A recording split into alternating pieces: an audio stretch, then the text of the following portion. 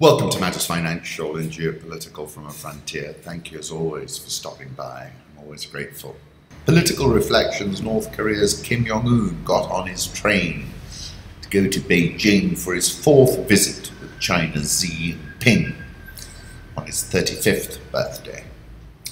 As I wrote in February, amongst other articles I've written, he is the buffer state between China and more than 30,000 US soldiers parked on their doorstep in South Korea. Nida Khan in New York says we really are living in the worst reality show ever. President Trump doubled down on one of the biggest gambles of his presidency on Tuesday night with a televised appeal to pressure Congress into paying for his long-promised border wall, embarking on a strategy that he himself privately disparaged as unlikely to work. But privately, Trump dismissed his own new strategy as pointless. In an off-the-record lunch with television anchors hours before the address, he made clear in blunt terms that he was not inclined to give the speech or go to Texas, but was talked into it by his advisors, according to two people briefed on the discussion, who asked not to be identified, sharing details. "It's not going to change a damn thing, but I'm still doing it," he said of the border visit, according to one of the people who was in the room. And then he was pointing at Sarah Huckabee Sanders and Kellyanne Conway. "These people behind you say it's worth it."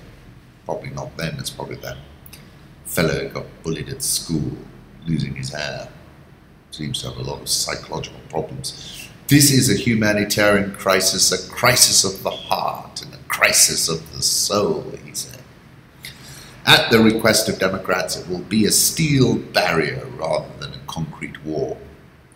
And the New York Times says, for all of the pyrotechnics of competing national speeches, it seemed like a political kabuki dance that by the end of the evening had changed no minds in Washington. And I concluded by saying this is all about the politics of signaling. He said, "There is a cycle of human suffering I'm determined to end." But Reuters Ipsos is saying a growing number of Americans blame the president for the shutdown. 51% of adults believe Trump deserves most of the blame for the shutdown, which entered its 18th day on Tuesday. 77% of Republicans said in the most recent poll that they want additional border fencing, and 54% said they support Trump shutting down the government until Congress approves funding for the wall. Maggie from the New York Times says, "I see the president's face, but I hear Stephen Miller's voice." That's who I was referring to. I couldn't remember his name. Then look at this photograph. "Your father and I aren't angry with you. If my father looked at me in that way, I'd feel as small as a pea."